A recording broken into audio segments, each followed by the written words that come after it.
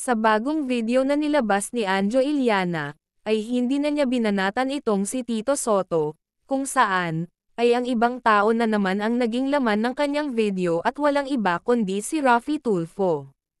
Para siguro mas maiintindihan ng lahat, ay may unang nilabas na video itong si Anjo Iliana, at talagang mapapaisip ka talaga kung itong video na ito ba talaga ang dahilan kaya siya nagkakalat ngayon ng mga intriga dahil may taong nasa likod nito, o personal lamang na galit kaya niya ito ginagawa?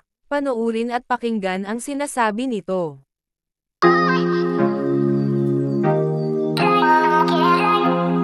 Raffy Tulfo na hinimay nyo at lumalabas, bakit ginawa nila to? Ay nagpapaaral nga si Anjo ng libre, tapos ibabalik yung tuition, wala nga tuition, yun po. At maraming salamat.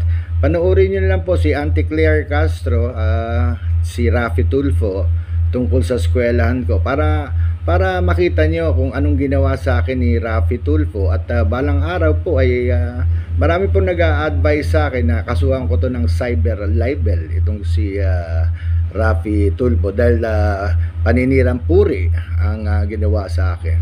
Pero Auntie Claire, punta tayo sa sinabi nyo na ako daw po ay, sabi nyo ay walang karapatan.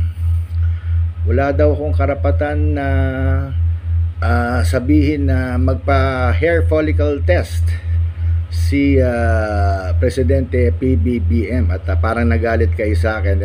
Unang-una, Madam Claire Castro, ay it is the right of every Filipino to be heard dyan sa gobyerno. It is our right na pakinggan nyo po kami. Yung sa akin lang naman is a simple suggestion, Attorney Claire. Hindi po ako nakikipag-away kasi alam niyo, Attorney Claire Castro, manood po kayo ng mga ng mga lumalabas sa social media. Anong lumalabas? Lumalabas po na ang dami nagsasabi na yan, bangag-bangag daw po ang ating presidente. Bilang ordinary citizen, ako naman po yung nagsuggest lang na gawin nyo na yung hair follicle test para to disprove dun sa mga accusations kay Presidente. Pinagtatanggol ko nga si Presidente dito kahit BP Sara ako, pinagtatanggol ko si Presidente Marcos dito kasi po nakakairita na sa tenga, nakakahiya na sa ibang bansa na meron silang notion or hinala na baka nagagamit ang presidente natin. With that hair follicle test, that will disprove every accusation, every hinala na gumagamit ang atin na presidente. O ano naman po masama doon na Madam Claire Castro?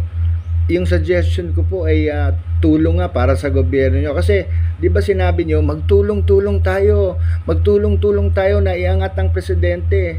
Yan po yung aking tulong. That is my suggestion.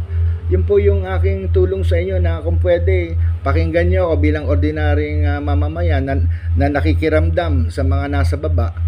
Kasi once na na-prove nyo po na negative po si Presidente BBM, di maganda.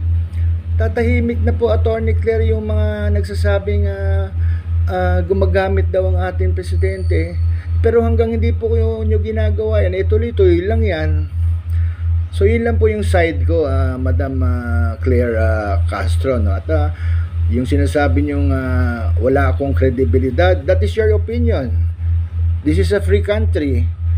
We are in a democratic country. Kung sabihin nyo kung pangit ako, kung gusto nyo sabihin na wala akong kredibilidad, nasa inyo po yan. Wag lang yung magsasabi kayo, mag-iimbento ng hindi totoo at sinisiraan nyo yung pagkatao o puri ng isang tao, katulad ng ginawa ni yang si Senator Raffy Tulfo sa akin, na pinagbintangan akong scammer. Yan ang very yan. Yan ang dapat kasuhan ng cyber libel, paninirang puri. Pero yun nga, kung gusto yung panoorin, yung sinabi ni Attorney Claire na pinagtanggol niya ako noon laban dito kay Raffy Tulfo, hindi pa siya senador noon. Panoorin nyo, nandyan po sa FB yata yun, Attorney Claire. Kaya salamat, Attorney Claire, pinagtanggol mo ako dati. Si Attorney Labayan din, Libayan, meron din yata yung video no na hinimay-himay nila na mali yung ginawa sa akin ni Senator Raffy Tulfo. Pero again, Madam Auntie Claire, kaya naman po ako nagpaparamdam ngayon ay hindi pa ako nakikipag-away. Yung sinasabi nyo, kasi DDS ako. Inaamin ko, DDS pa ako.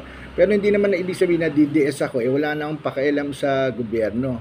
Gusto ko nga kayong tulungan eh. Gusto ko matanggal na sa isip ng tao na nagdadrugs po ang presidente.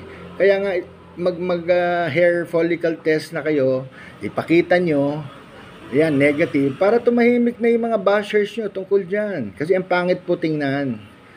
Yun lang po, Attorney Claire. I hope you understand. I have nothing against you. Tawagin nyo kung gusto nyo. Wala akong credibility. Walang problema po sa akin yan. Kaya yun lang po. Maraming salamat. Magandang araw. And abangan ang susunod na kabanata.